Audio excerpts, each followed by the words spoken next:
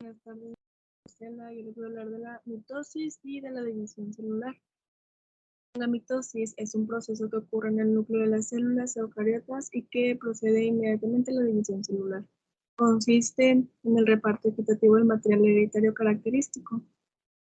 La mitosis tiene 4 etapas. La primera etapa es la profase, que, la envoltura nuclear se disuelve y los cromosomas se condensan en preparación para la división celular. Así como enrollar hilo en un carrete, la condensación de los cromosomas los hace más compactos y también facilita su distribución en las células hijas. También durante la profase, fibras proteicas, que son fibras de uso acromático, que es uso mitótico, se forman y se extienden de una punta de la célula a la otra. Estas fibras le proveen a la célula en división la estructura que ésta necesita para empujar y jalar los componentes celulares y formar dos células nuevas. La segunda es la anafase. Las mitades idénticas de los cromas son jalados a lados opuestos de la célula para producir dos nuevas células que son iguales a la célula madre. En las siguientes etapas, la anafase y la telofase, la célula finaliza la separación de los cromosomas y la división de la célula. A continuación se muestran los cromosomas dentro de una célula epitelial de una rata canguro cuando la célula se está dividiendo. Estos cromosomas han sido jalados a los lados de la célula, lo cual sucede al final de la anafase. La telofase. La membrana nuclear se reconstruye durante la telofase, completando el proceso de división celular. Una realización del proceso completo se muestra a continuación, resaltando la naturaleza cíclica del proceso. La interfase es el tiempo que transcurre entre divisiones celulares. Cuando la célula simplemente está haciendo su trabajo en el cuerpo, la mayor parte del tiempo la célula se encuentra en la interfase. En conclusión, la mitosis tiene 4 subfases, que en conclusión, en la profase los cromosomas se condensan, la membrana nuclear se rompe y se forman las fibras del uso mitótico. La segunda, la metafase, los cromosomas replicados se alinean a la mitad de la célula. La anafase, los cromosomas se separan y la célula se elonga con terminaciones distintivas. En la telofase, la membrana nuclear se devuelve a formar en los dos polos y la nueva membrana celular se forma para crear dos células independientes. Sigue la división celular, que es una parte muy importante del ciclo celular, en la que una célula inicial se divide para formar células hijas. Debido a la división celular se produce el crecimiento de los seres vivos. Se trata de la división celular. La interfase está compuesta por la fase G1, que es el crecimiento celular, seguida de la fase S, síntesis de ADN, seguida de la fase G2, que es crecimiento celular. Al final de la interfase viene la fase mitótica, que se compone de mitosis y citocinesis y conduce a la formación de dos células hijas. Hola, buenas tardes. Mi nombre es Sofía, yo les voy a hablar acerca de la heredabilidad. La heredabilidad es una porción de la variación de caracteres biológicos en una población atribuyente a la variación genotípica entre individuos. La variación entre individuos se puede deber a factores genéticos y ambientales. ¿Qué se quiere decir con esto? Que la heredabilidad mide también las diferencias en los genes de las personas que explican las diferencias en sus rasgos. Los rasgos pueden incluir características como la altura, el color de ojos y la inteligencia, así como las afecciones como la esquizofrenia o un trastorno del espectro autista. Heredable no es lo mismo que familiar. Un rasgo se describe como familiar si es compartido por miembros de una familia. Los rasgos pueden aparecer en familias por muchas razones, aparte de la genética, como similitudes en el estilo de vida y el medio ambiente. Por ejemplo, el idioma que se habla tiende a compartirse en familias, pero no tiene contribución genética y por lo tanto no es hereditario. La heredabilidad no entrega ninguna información sobre lo fácil o difícil que es cambiar un rasgo. Por ejemplo, el color de cabello es un rasgo con alta heredabilidad, pero es muy fácil de cambiar con tintura. A veces ciertos rasgos predominan más. Un ejemplo es el color de ojos oscuros. Es más probable que el color de ojos sea oscuro a unos ojos verdes o unos ojos azules. Al igual que la forma del cabello, es más predominante el lacio que el ondulado o el chino. También les voy a hablar acerca de la estructura, función y análisis del material genético. La estructura. El ADN está organizado en cromosomas en las células eucariotas. Los cromosomas son lineales, mientras que los organismos procariotas, como las bacterias, presentan cromosomas circulares, que cada especie el número de cromosomas es fijo, o sea, 46 cromosomas o 23 pares. Función. El ADN tiene la función de guardar información, es decir, contiene las instrucciones que determinan la forma y características de un organismo y sus funciones. Análisis. Implica explicar el ADN, la base de datos química que contiene instrucciones para el funcionamiento del cuerpo, y el análisis genético puede revelar cambios o mutaciones. En los genes pueden ocasionar enfermedades y afecciones. Bueno, buenas tardes, mi nombre es Daria y pues yo le voy a hablar acerca de la estructura de las proteínas, estructura molecular y la estructura de los genes. Para empezar, la estructura de las proteínas, pues todas las proteínas poseen la misma estructura química central, que pues es en la cadena lineal de los aminoácidos. Pero lo que puede variar de alguna proteína a otra es la secuencia de estos mismos aminoácidos de que está hecha la proteína. A la secuencia se le conoce como estructura primaria de la proteína, pero no es la única estructura que se encuentran en las proteínas, sino también pueden variar. En la estructura molecular, pues esta depende de tres factores: del tipo y el número de átomos que la componen, de la distribución espacial de los núcleos y su conectividad entre ellos.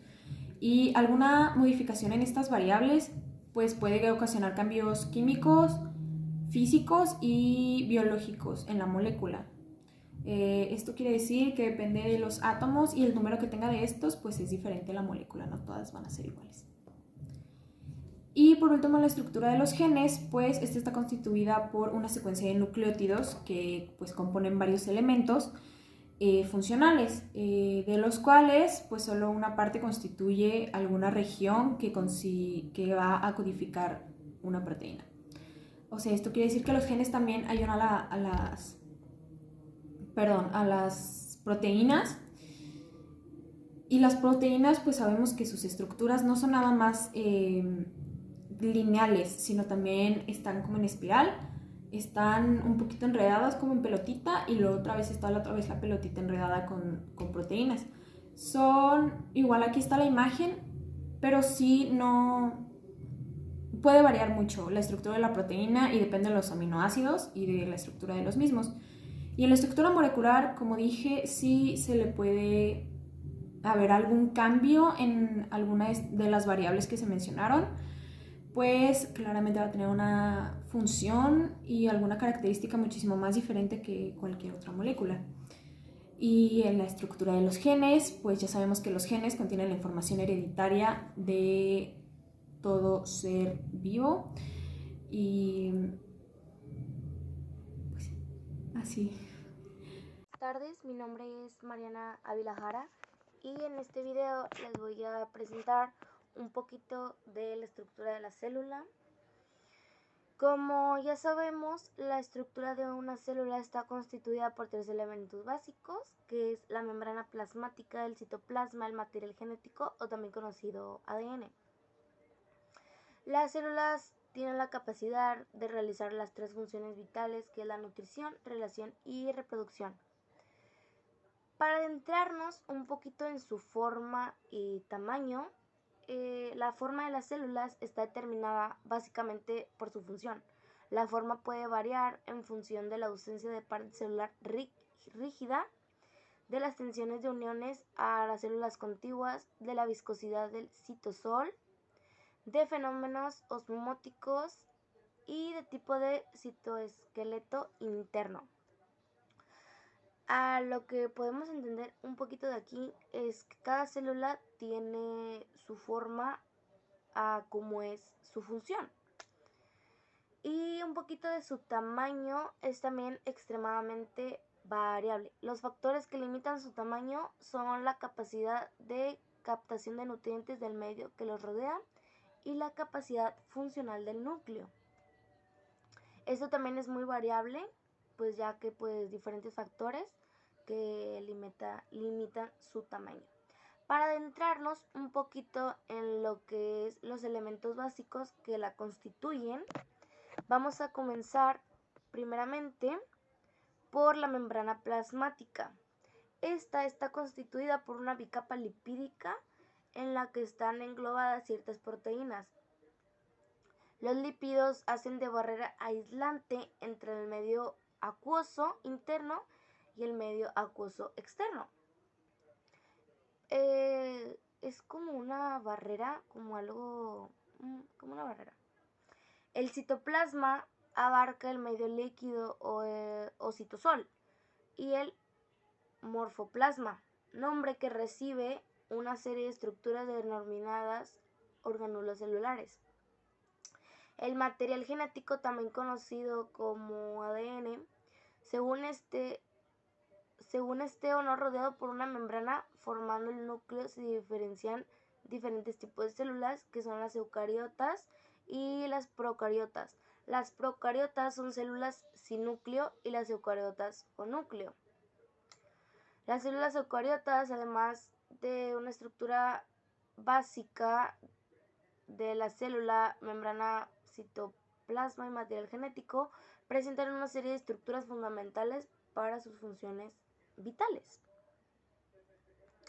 Faltan unos otros elementos, que es los orgánulos transductores de energía, son las mitocondrias y los cloroplastos. Su función es la producción de energía a partir de la oxidación de la materia orgánica, las mitocondrias, o de energía luminosa, que son los cloroplastos. Estructuras carentes de la membrana.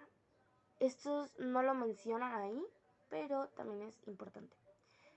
Están también en el citoplasma y son los ribosomas, cuya función es sintetizar las proteínas, y el citoesqueleto, que da dureza, elasticidad y forma de las células. Algo sumamente importante que es muy fácil que lo reconozcamos es el núcleo. Este mantiene protegido al material genético y permite que las funciones de transcripción y traducción se produzcan de modo independiente en el espacio y en el tiempo. Esto es un poco de la estructura de las células y unos datos extra. Vías de señalización celular. Este es un proceso por el cual la célula responde a sustancias del exterior de la célula mediante moléculas de señalización que están en la superficie de la célula o dentro de ella. La mayoría de las moléculas que participan en la señalización celular son sustancias químicas, como las hormonas, neurotransmisores y factores de crecimiento que se unen a proteínas específicas llamadas receptores, moléculas de señalización, sobre la célula o dentro de ella. Las señales pasan de una molécula a otra en el interior de la célula, lo que produce una respuesta celular específica como multiplicación o destrucción celular. Para esto hay que tener bien en cuenta que hay hay 3 células, pero las 3 son importantes, que es la célula emisora, la célula diana y la célula no diana, que de esto hablaremos un poquito más después. Ahorita les voy a hablar que existen 4 categorías básicas de la señalización química en los organismos multicelulares, que es la señalización parencrina, autocrina, endocrina y por contacto directo. La señalización parencrina son las células que se comunican a corta distancia. La señalización autocrina es una célula que manda señales a sí misma. La señalización endocrina son producidas por células especializadas y liberadas en el torrente sanguíneo que la célula diana transporta en diferentes partes del cuerpo. Y por último, el contacto directo, que es la transferencia de moléculas señaladoras que comunican el estado actual de una célula a sus vecinas. Cada una de estas categorías cumplen su función y, como nos podemos dar cuenta, mencionan a la célula diana. Esta célula diana es conocida también por los nombres de su célula objetivo o célula en blanco, que es un término aplicado en endocrinología a la célula que presenta un receptor específico que se une a una hormona circulante que desencadena o no a una respuesta bioquímica o fisiológica. también les hablaba de la célula emisora. Esta célula emisora libera un tipo de señal para hacer que la célula receptora cambie de una forma en particular. Diagrama generalizado de la unión entre ligando y receptor, la transmisión intracelular de la señal y la respuesta celular. Y la célula nodiana es la que no tiene ligando. Sí. Muchas gracias.